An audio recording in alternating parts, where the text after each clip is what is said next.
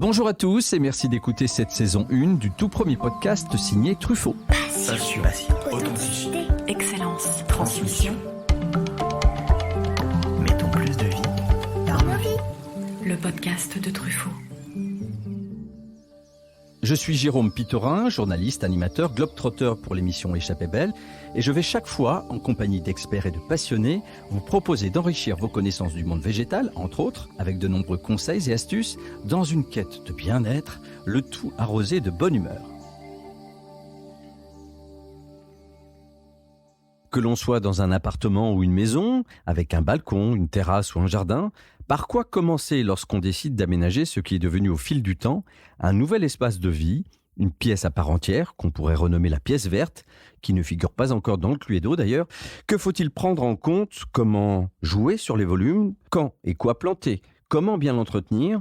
Pour nous éclairer sur ce thème, je reçois Pierre-Alexandre Risser. Bonjour Pierre-Alexandre, bienvenue. Bonjour. Alors, je te présente, tu es jardinier paysagiste, créateur de l'entreprise Horticulture et Jardin et co-organisateur de l'événement Jardin, dédié également au design d'extérieur.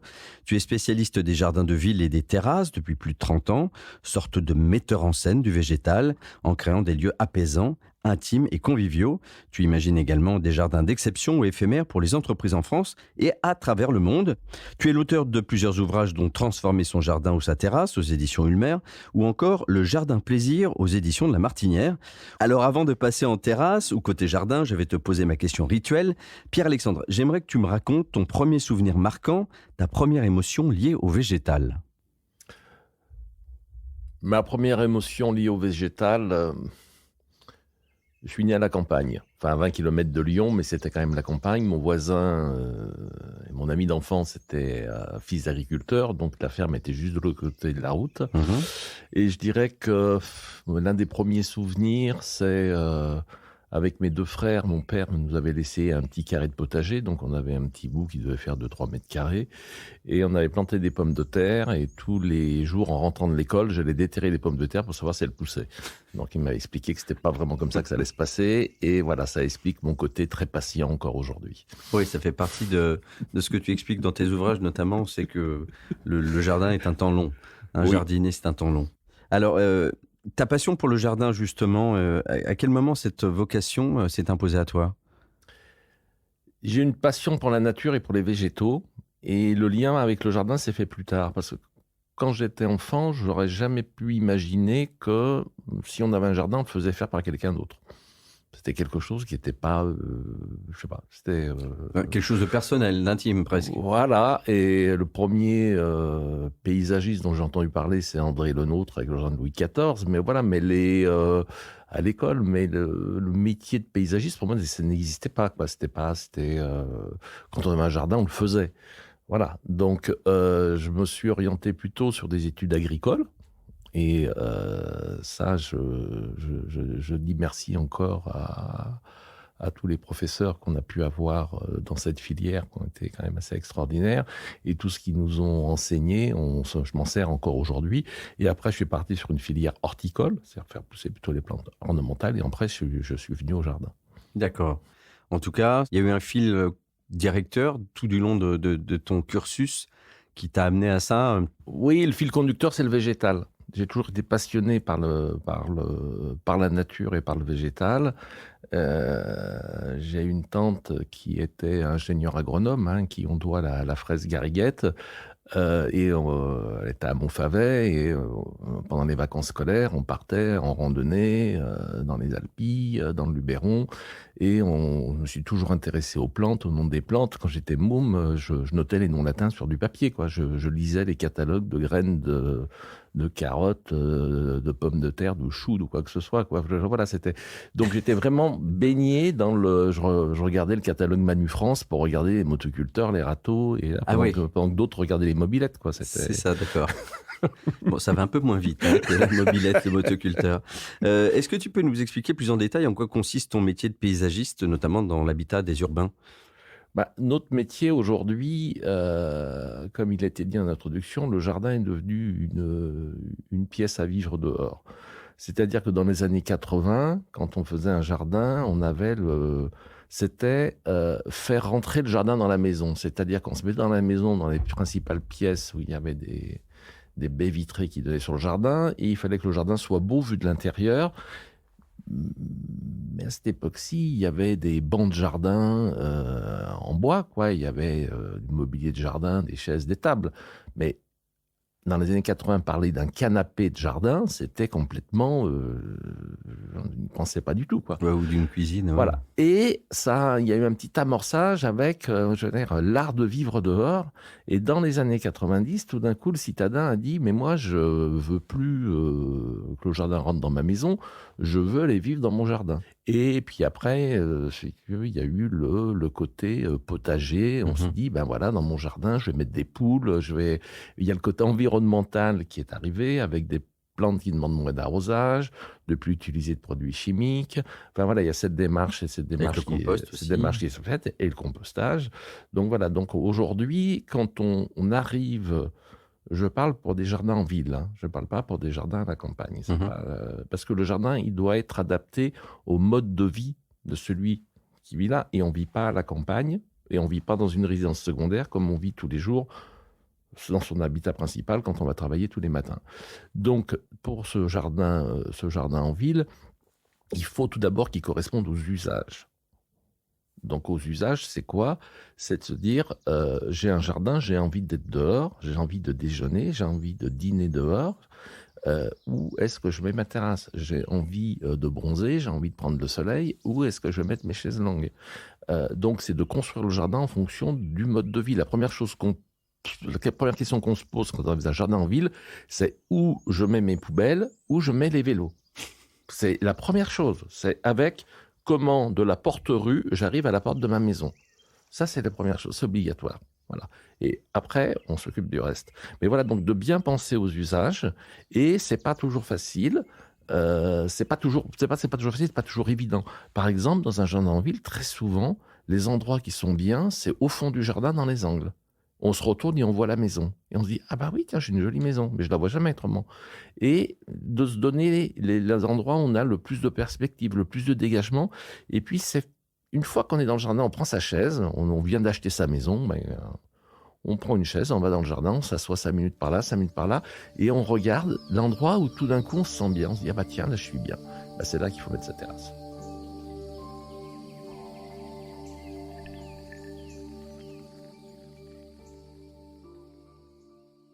Alors justement, quels sont les préceptes pour aménager son jardin, mais même quand on a plus petit, c'est-à-dire sa terrasse, voire son balcon ? Quelles sont un peu les bases ?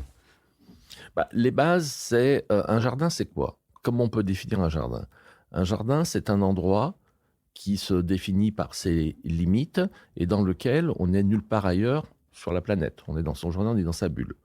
Donc, un jardin, il faut travailler ce qu'on appelle les limites, la clôture, les limites, et pour les fondre. C'est-à-dire que quand on arrive dans un jardin, si en 15 secondes, on a lu le périmètre du jardin, on sait qu'il s'arrête là, là et là, ça raconte plus d'histoire, c'est fini, il n'y a plus de jardin. Donc c'est pas... alors c'est beaucoup plus difficile sur un balcon, une petite terrasse que sur un grand jardin, bien entendu. Bien d'accord, oui. Mais il faut que le jardin ait une identité propre qui arrive à ce que le cerveau le lise. Donc, on va parler de rapport d'échelle. Alors, c'est pas évident, hein. C'est-à-dire qu'on peut être sur une terrasse. Généralement, quand on est sur une terrasse, c'est rien. On est sur un pont de bateau. On est sur le pont du paquebot. On a la ville qui est là.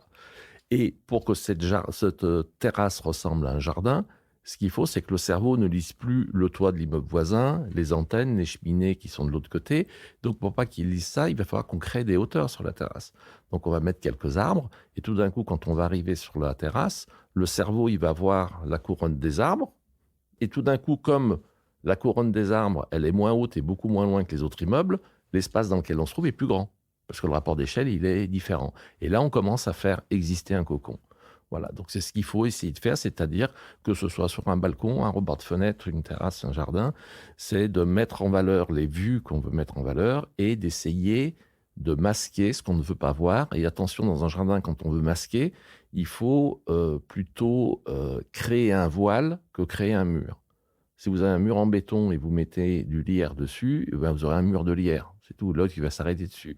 Si on crée de la transparence devant, le mur, tout d'un coup, on ne le voit plus. C'est-à-dire que quand on se concentre, on se dit, tiens, entre les branches, il y a un mur derrière, mais quand on passe devant, le cerveau, le mur, il le voit plus.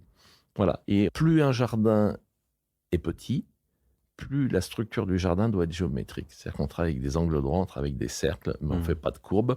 Et c'est les végétaux qui vont épouser les angles droits, qui vont les transformer. On ne lira jamais l'angle droit. Mais si on veut avoir un joli fouillis, notamment dans un petit jardin, il faut vraiment que le dessin, le plan de masse qu'on appelle le dessin du jardin, soit hyper géométrique. Ça veut dire que tu as recours, toi, systématiquement à faire un croquis pour essayer de visualiser ça. Et c'est un croquis qui est... C'est quoi? C'est de la 3D? C'est un dessin en 2 dimensions? C'est quoi? On travaille toujours sur un plan de masse. Le plan de masse, donc, c'est une vue de dessus. D'accord. Donc, ça ne fait pas rêver. Hein, et notamment, on va avoir des angles droits, on va avoir des cercles. Mais ça, c'est ce qui nous permet de construire le jardin. Donc ça, c'est indispensable. C'est pour voir si ça fonctionne, si les espaces marchent bien les uns après les autres, si au niveau des proportions, on est juste. Donc ça, c'est vraiment la structure, c'est la base. Et après, parce que il est clair qu'un citadin qui n'a jamais eu de jardin ou quoi que ce soit, c'est difficile de se projeter et de dire, voilà, on va mettre ça, ça va donner ça. Donc il faut sonder les envies, les besoins aussi, et les possibilités bien pratiques, entendu, quoi. c'est à nous de le faire et d'emmener la personne assez loin. Et même parfois, on l'emmène sans lui dire, parce qu'on sait qu'elle va être réticente, mais que c'est ça qu'il faut faire. Donc on a ce plan de masse, et ensuite on fait des croquis sur photo, on montre des ambiances. Et nous, pour notre part, bon, on a une pépinière, des terrasses, d'expos et un grand jardin, et on emmène notre futur client dans cet univers, et on essaye de définir ce qui lui plaît, ce qui lui plaît pas. Nous, ce qui nous intéresse, c'est ce qu'il aime pas. Après, le reste, le jardin, c'est un peu une recette de cuisine. C'est-à-dire qu'une fois qu'on est d'accord avec d'autres clients qu'on va faire une tarte aux pommes, voilà, ça, c'est la structure. On va faire la tarte aux pommes. On connaît les ingrédients. Après, savoir si on va rajouter de la crème fraîche, une boule de glace de vanille, une crème chantilly ou autre chose, ou de la cannelle. Voilà, ça, c'est l'après. Voilà, et c'est là-dessus qu'on va pouvoir vraiment que le jardin colle à la peau de la personne qui va l'habiter. D'ailleurs, ta recette de tarte aux pommes me plaît beaucoup. Est-ce qu'il y a des tendances je pense que oui, hein, de ce que j'ai pu en tout cas voir en me documentant, en préparant cet entretien. Il y a une tendance en ce moment qui se dégage? Dans le jardin, à la fois, on peut dire qu'il y a des tendances, mais il n'y en a pas. La tendance du jardin, c'est laquelle?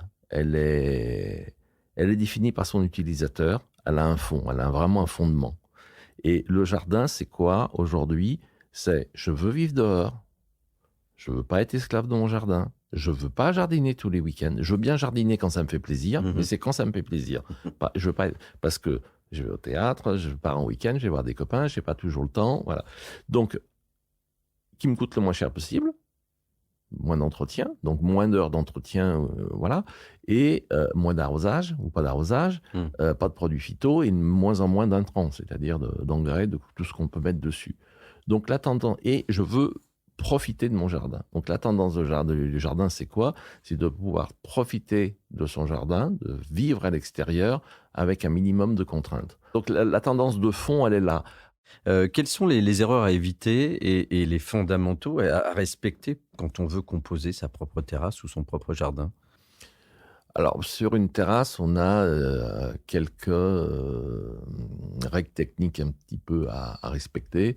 C'est-à-dire qu'une toiture terrasse, il y a un poids limite. C'est-à-dire qu'on ne doit pas mettre une plante d'1,5 tonne sur la terrasse. Oui. Voilà. Donc, généralement, une terrasse accessible, c'est 250 kg au mètre carré. Voilà, donc il y a des poids limités. Et la première erreur à ne pas faire en terrasse, c'est de prendre des bacs trop petits. Si on veut cultiver un arbuste, il faut 50, 50, 50 environ. Un arbre, 60, 60, 60, ou un pot de diamètre 60. Voilà, ça, c'est quand même les minimums à avoir. Des pots trop petits, ça va être difficile à arroser.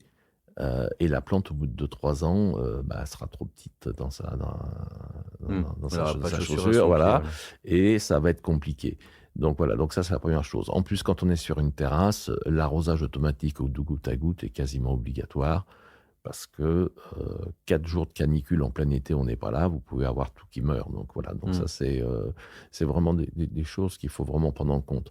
Après, en jardin, c'est plus au niveau de bien se rendre compte de lorsqu'on installe une plante quelque part, quelle est sa taille adulte. qu'est-ce qu'elle va donner? Et est-ce que cette plante à cet endroit-là va pouvoir se développer? Est-ce qu'elle a assez de place? Le soleil, notamment Ou aussi.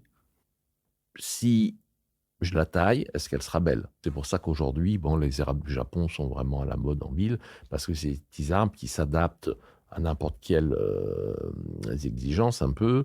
Pas trop le plein sud. Il faut une terre un peu acide, mais ce que je veux dire qu'au niveau de la taille, on en fait ce qu'on veut et quand on les taille, ils sont beaux. Alors que quand vous élaguez un arbre, un tilleul, il ressemble à rien, on dirait qu'il a des moignons. Et quand il commence à être beau, c'est qu'il est trop grand, il faut de nouveau le tailler. Donc voilà, il faut vraiment adapter, penser au développement adulte des plantes avant de les installer. Alors d'ailleurs, quelles sont les meilleures périodes à la fois pour planter et aussi pour tailler?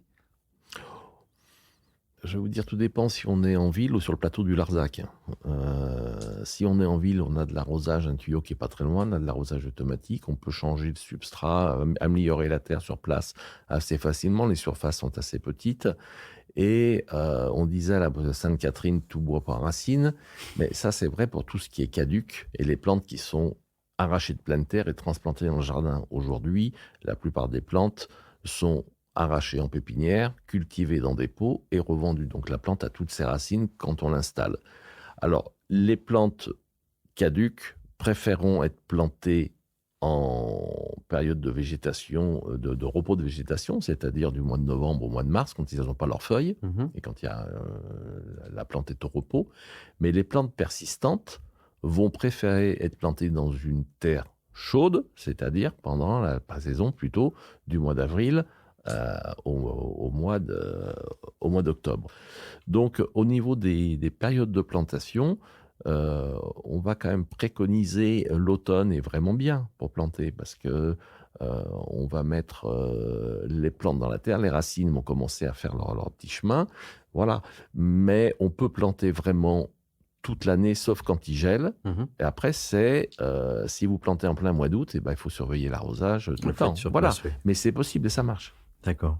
Alors, je ne sais pas si c'est possible de l'estimer, en tout cas, mais si moi, je veux aménager ma terrasse de 10 mètres carrés ou mon jardin de 100 mètres carrés, on parle de petites surfaces, là, quel budget je dois compter à peu près pour commencer un petit peu à végétaliser tout ça?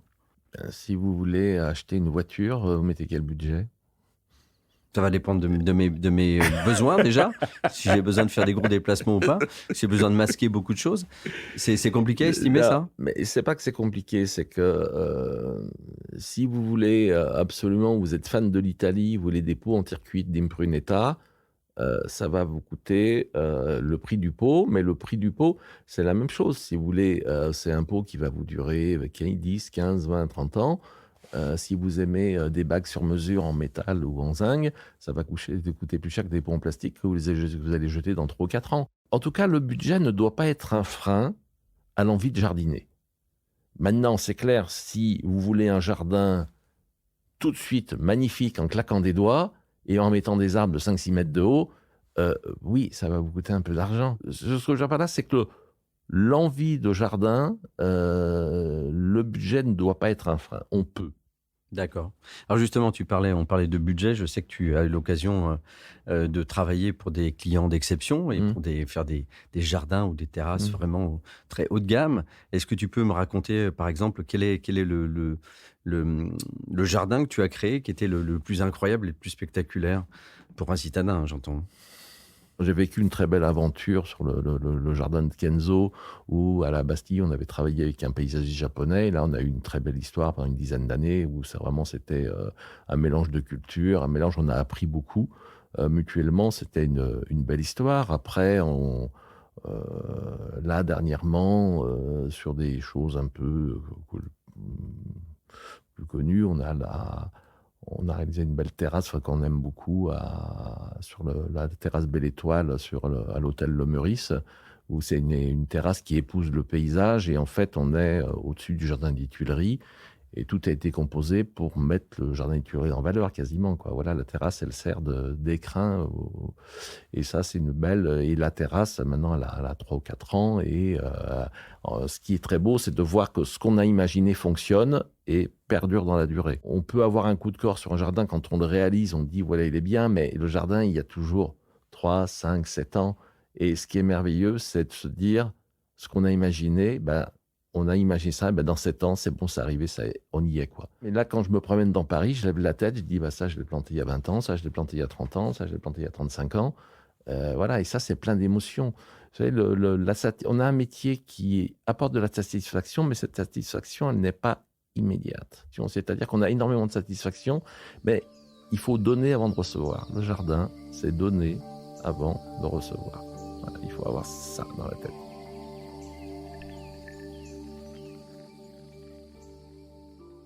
Et il faut savoir aussi se faire conseiller. Donc toi, tu exerces un petit peu partout, mais principalement aussi en région parisienne. Il y a plein de tes collègues, un peu partout en province notamment, qui sont là aussi pour pouvoir conseiller qui a besoin de créer sa terrasse ou d'aménager son jardin. Donc il faut aussi avoir recours quelquefois à des conseils de professionnels.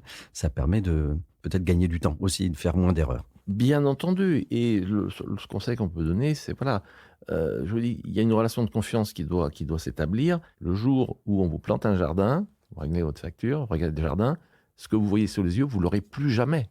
Le jardin, il va pousser. C'est en devenir. Donc, c'est là-dessus où cette notion de confiance est importante.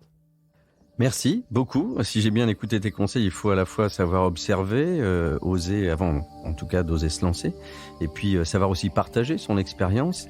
Il n'y a pas qu'une seule vérité, d'après ce que tu semblais dire. Et puis ce sens de l'observation, cette curiosité, permet après de comprendre comment on veut composer tout ça. Et en tout cas, merci pour tous ces conseils. Et puis, je vais sans doute aller me rencarder, si je puis dire, sur quelques-uns des arbustes et des plantes que tu m'as donnés. Mais je vais réécouter le podcast pour ça, parce que j'ai des noms que j'ai pas su noter. Le latin, je suis pas très bon, quoi. Voilà, merci beaucoup. Merci. À présent, je reçois Gabriel Primetance, qui est spécialiste de terrarium. Bonjour Gabriel. Bonjour Jérôme, merci de m'accueillir. Je t'en prie. Je vais te présenter un petit peu pour qu'on comprenne ton parcours et donc ta passion pour les terrariums. Tu es docteur en pharmacie et tu as été sensibilisé dès ton plus jeune âge à la biodiversité lorsque tu suis tes parents, photographes et passionnés d'entomologie et à la recherche d'insectes dans les forêts tropicales d'Afrique, des Caraïbes ou encore d'Asie. Et c'est plus tard, durant tes études, que tu t'intéresses à la botanique. Tu décides alors de mettre en application tes connaissances en chimie et en biologie pour réaliser chez toi des terrariums décoratifs. Et en 2013, tu publies aux éditions Ulmer « Créer un terrarium tropical humide ». Comment est née cette passion, dis-moi? Alors cette passion, elle est née justement, comme tu le disais, avec mes parents, quand j'ai pu arpenter toutes ces forêts tropicales qui étaient vraiment luxuriantes et qui m'ont fasciné. Et quand j'ai dû me retrouver dans une pièce pour mes études, à devoir travailler toute la journée, j'ai voulu trouver un moyen de m'échapper et tout simplement j'ai trouvé ce moyen-là par les terrariums. Donc j'ai fait rentrer un peu la forêt tropicale dans mon petit studio, et ce qui me permettait de m'évader. Voilà.